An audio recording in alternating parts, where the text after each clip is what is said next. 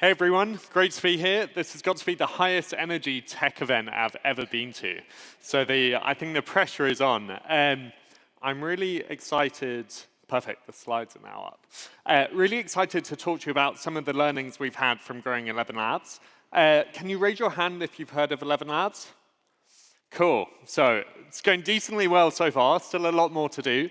I lead growth. And ElevenLabs, if you're not familiar with it, we have three main platforms. So we started with building the best human-like voice models, ones which can really cross that threshold. They're good enough for bedtime stories or customer support. And we now ship other foundation models, so also speech-to-text models, music models. We expose all of those in 11 API, and then we also have products on top. So we have 11 agents for customer support or building real-time voice experiences, and we have 11 Creative, which is our creative platform for marketers used by companies like Disney Plus or Duolingo. And when I joined, we were about $20 million of ARR. We were a growth team of 3, and we've now managed to scale up rapidly. We've crossed that 500 million mark, working with lots of fantastic customers. And I'm really excited to share a few of the learnings that we've had time and time again about doing growth in this really cool AI age. So the first one is launch and launch again. Second one is building growth systems, not campaigns. The third is to have your product speak for itself. And so on launch and launch again, if you take one thing seriously, or take one thing away from this talk, it's that to take your launches incredibly seriously and use it as this moment to drive the whole company, the whole product onto that next level. And what's interesting is product launches have kind of always been a thing, but I think particularly in the age of AI, where we have these foundational models coming out every single week, which gives you these new capabilities, it really gives us the opportunity as marketers or product people to create these viral moments. And to give you an example, we released a model called 11 Flash. This was a super low latency voice model, and that really, for the first time, unlocked this idea of real-time voice agents that are super interactive and engaging. And by creating these models, but you can also build on existing ones, you're able to drive this forward and drive the whole company. And why these launches really matter is, for us at least in ElevenLabs, this is really the heartbeat of the company. So we know there's a new launch coming out. We set an ambitious date, and we're like, right, the whole company is going to push, and this is the moment to align the company, whether it's product, engineering, sales, marketing. You also create this moment of clarity. You're like, who exactly are we going after? What are we going to sell them?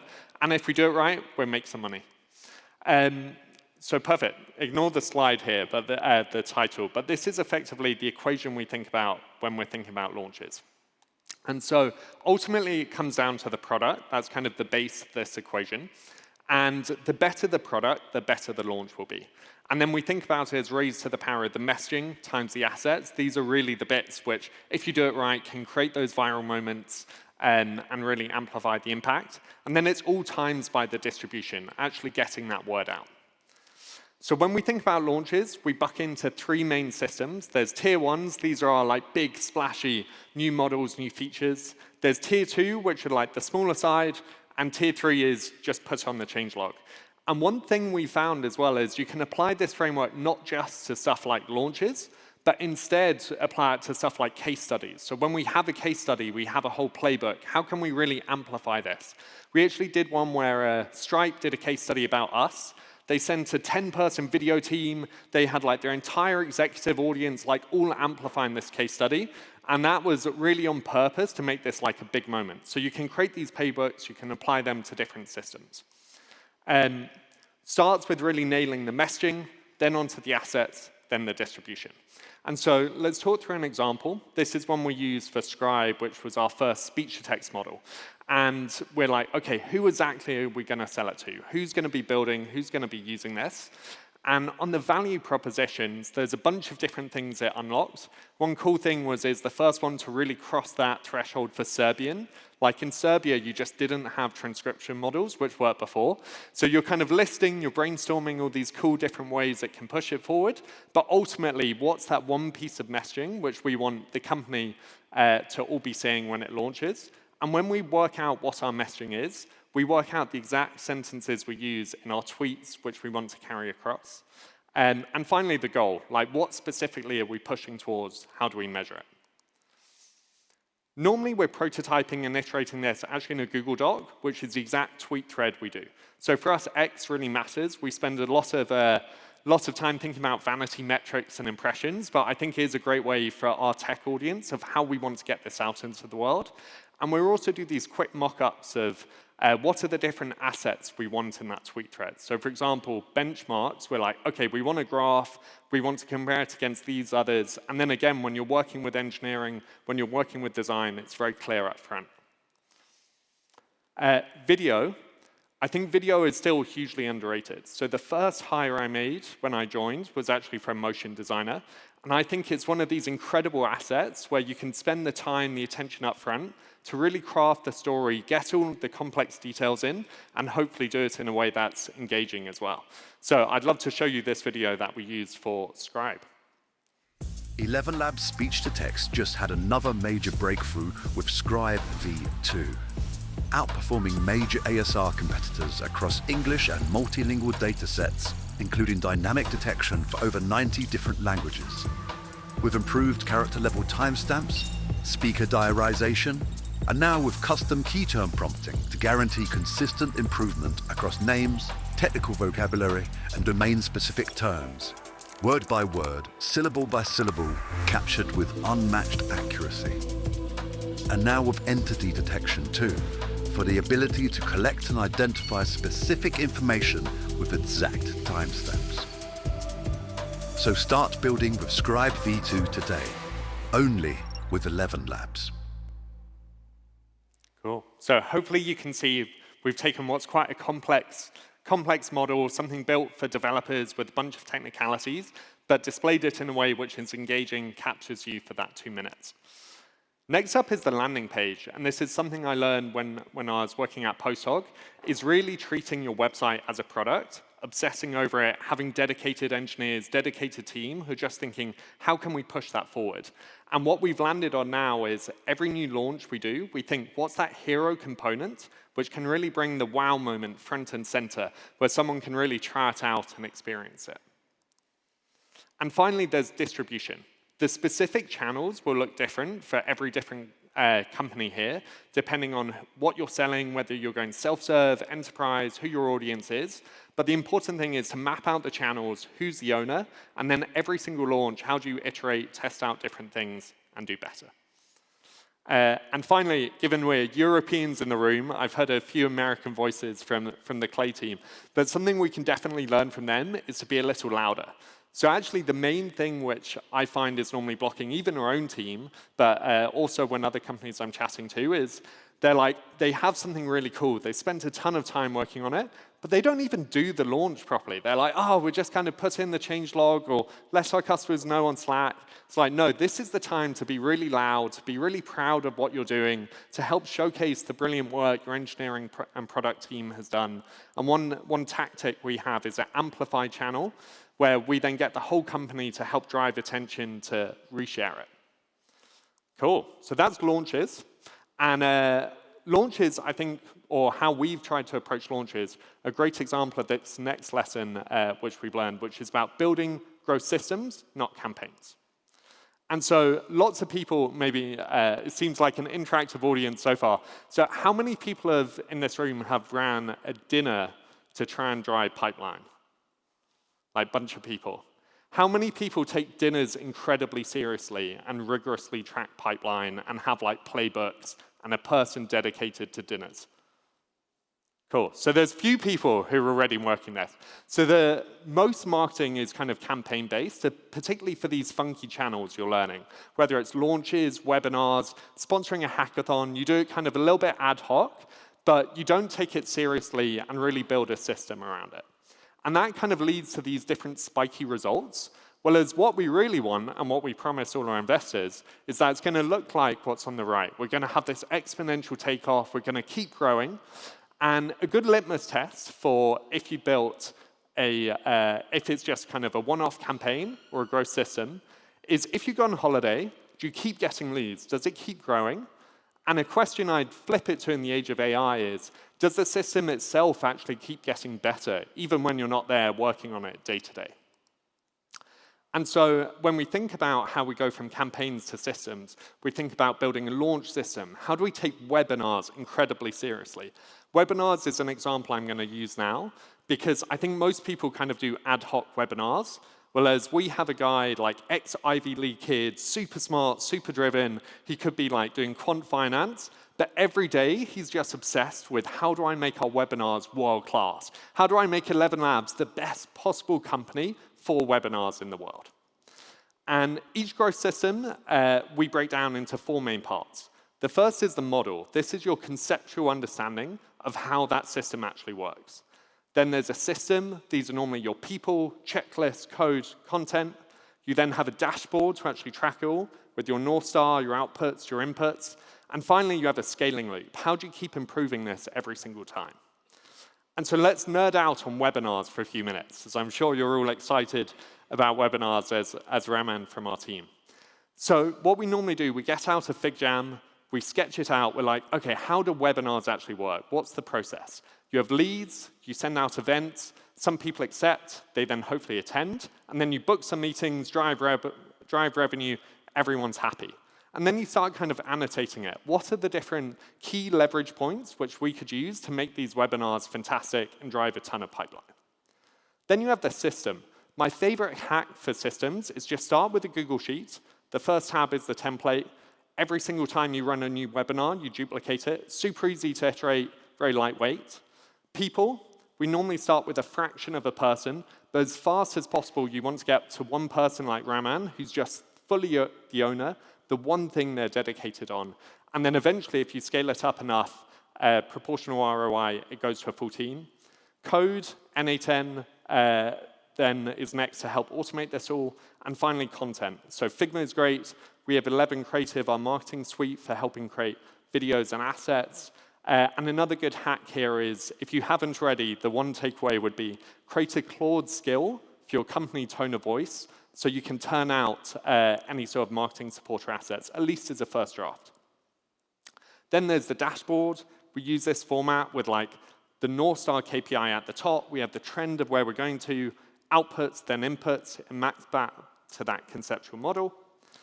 And then we have the scaling loop. So this is the most important bit. You want to set an ambitious goal. So in Q4 of last year, we did 100K of pipeline for webinars. When we were setting the goal, we're like, okay, what can we do? We're like, okay, let's try and get, by the end of Q2, we want to hit $11 million of pipeline creation. And you're like, wow, we're going to have to really change our webinar system to hit this $11 million of pipeline. Then you start scaling the input, and then you fix the bottleneck. So as you're scaling it up, you're like, wow, we can't even run more webinars. How do we get more attendees? You're like constantly trying to find these little leverage points within the system. And then we apply this Elon methodology of question the requirements, delete, simplify and optimize, automate, crack out your N8N and Lovable. And finally, each time we do it, we try and run different experiments, test out different things, see what learns, see what actually moves the needle. So we said, move from that 100 to 11 million. And a good rule of thumb is like at least 3x, ideally 10x each quarter. Or you're not being ambitious enough and it won't make you move the needle. And normally for the input, the highest thing is just like do it more. For the bottleneck, this is a good example where we realized we were actually spending a ton of time with design, creating all these fantastic custom graphics for our webinars. Actually, what we needed and what we used for this Klarna webinar was just a really great template. And then we used the 11 creative flows of like, you can just drop in a headshot, generate the output, works so much better, quick turnaround, you're no longer blocked by design. And finally, running experiments and updating our model. So we started out with this, and we managed to work out 2 things which helped us really crack webinars and move it to the next level. As we started running more webinars, we were actually running out of people to invite.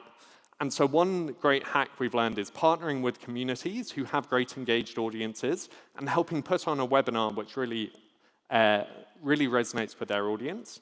And then the second one was every webinar, treating it as that content engine, cutting it up, clipping it, putting on your website behind an email capture, putting some paid behind it. And a challenge which we're constantly trying to do is, how do you then take this entire process and then turn it into something which an AI can run end-to-end? So make it such that you have your own custom internal tool. You only need to do that initial bit of like, what's the webinar? And it does all the way to booking, it does the follow-up.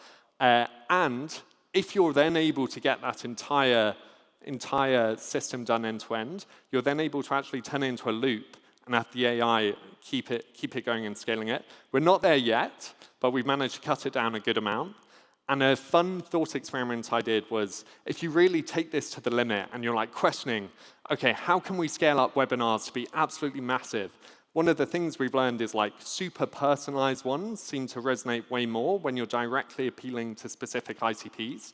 But if you run this thought experiment to the end, you're like, wow, we may not even have enough people to be running this webinar. So then you have like AI avatars doing custom webinars. Again, it gets a little dystopian. I don't think we're there yet, or the video models are good enough. But it's kind of this good thought experiment for how do you really push your growth channel to the limit and make it fully AI first. Cool. And finally, accountability. Whoever's owning it, whoever said, I'm going to live and die webinars for my next 6 months, ask them to post a Slack message every 2 weeks, progress towards the goal, screenshot of the dashboard, the key learnings, and here's some examples. Again, like whether it's dinners, whether it's hackathons. We're now sponsoring over 50 hackathons a month. It's like, and I'd love to get to 500. We're just struggling to find more hackathons. But it's like, take the channel, which seems to work and is a bit hacky, and just take it incredibly seriously. Cool. And the final lesson I'd love to share is about having the product speak for itself. And so I spoke before about how we have these new models, which unlock new capabilities, which unlock new wow moments.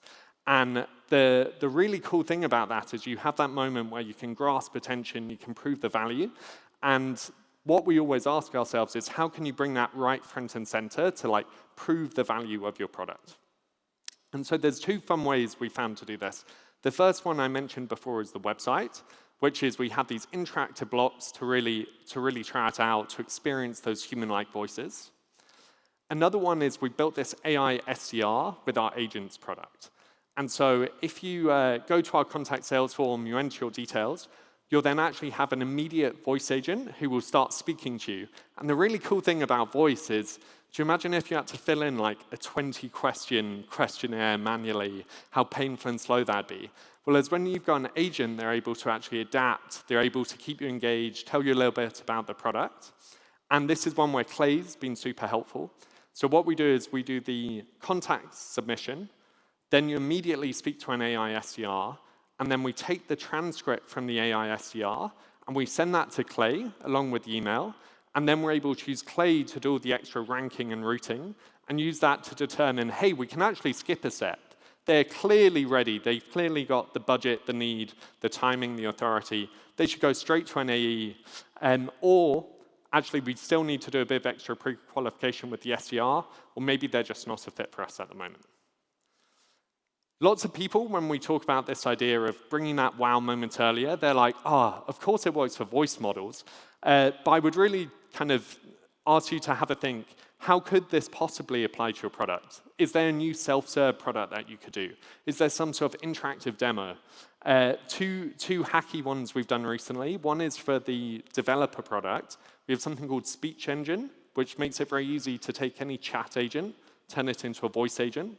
And it normally requires like engineering time, coding. We built a Claude skill, which anyone can use. It's just one prompt, analyzes their code base, adds to it, and means you can go live. And the final one is this scaled ABM. So once you've got an agent which is able to help you with setup or generating the assets, then you can use a tool like Clay to actually do the scraping, the personalization, the outreach, and do that ABM to get like a pre-made, pre-set up, personalized demo for them. Cool, so to recap, these are 3 of the lessons we've learned so far, and I'm sure we'll learn many more. The first one is launch and launch again. Build, grow systems, not campaigns. Hopefully, some of you will take webinars as seriously as me and Raman. And third, have your product speak for itself. So I'm Luke Harries. I'll be hanging around after if anyone wants to chat, nerd out of any of these things. You can also reach out to me on Twitter, add me on LinkedIn. We have a startups program for any of the smaller companies in the room where we can give you a bunch of free credits. And otherwise, we also have a sales team or the product self-serve. So thank you so much.